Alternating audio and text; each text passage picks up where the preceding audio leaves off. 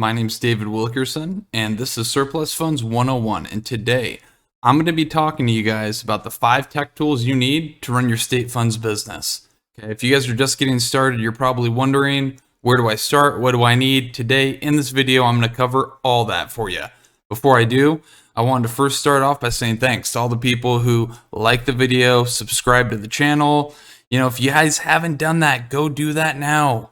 Okay, on this channel, I share with you guys all my top tricks and tips that you guys are going to need to crush it in your asset recovery business. So if you haven't done it, go do it.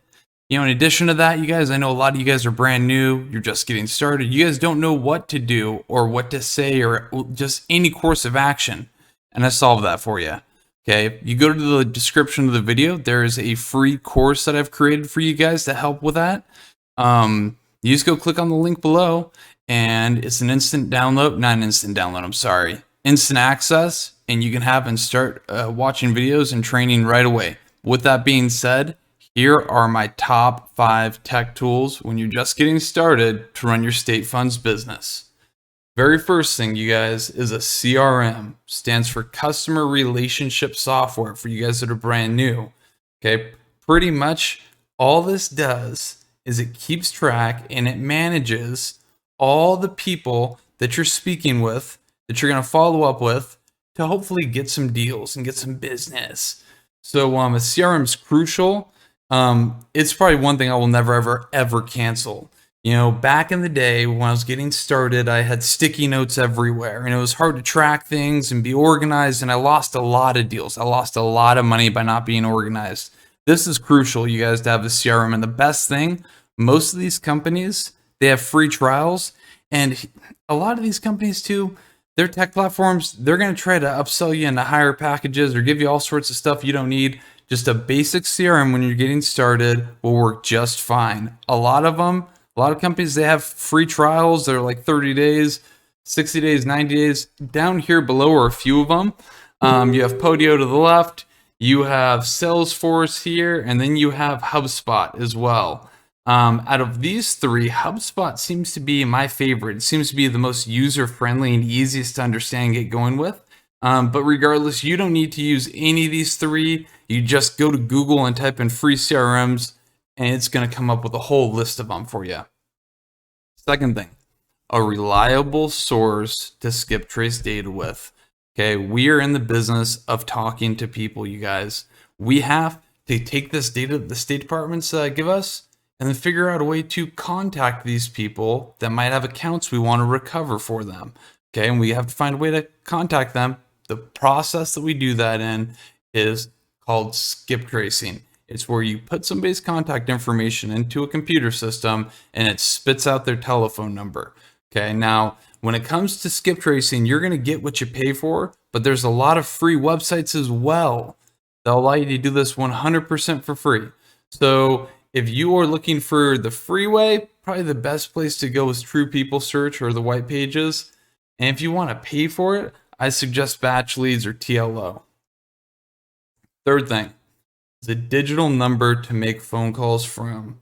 Okay, I'm sure that a lot of you guys, when you're making your phone calls, you don't want any of these potential clients you're going to be working with to be able to call you. Now, by all means, you can use your cell phone. It's not going to hurt you. It's not going to reduce any probability you getting deals or anything like that, but it just separates your business from you to where at 10 o'clock on a Saturday night when you're out with your friends, you don't have to worry about looking down your phone and getting a notification from somebody that you're working with. You know, if you have a separate telephone line with answering machine, that can all stay separate so you can keep your work and your personal life completely separate from one another. When it comes to digital numbers, another great thing, you guys, is most of them can be rented online for like $1 to $3 a month. So it's super cheap. It's going to conceal your personal information. So your clients are going to want to call your office line and not be able to get a hold of you personally. A good workaround, you guys, too, for a free version of this is Google Voice. You just go to Google Voice, put in your email address, and start an account. It takes 5 minutes to do from start to finish. So that's really easy. 4 is a professional email address. I don't want to hark on anybody or sound like I'm trying to slam anybody, but I have people hit me up all the time asking for my help. And I check these little things. I check what their email address looks like. And I have people hit me up all the time that have email addresses that are like stacks on stacks lord 420 at Gmail.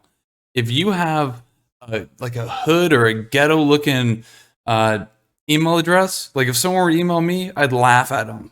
Okay, it's little things like this, you guys, are going to give you the credibility where people are going to trust you enough to want to do business with you.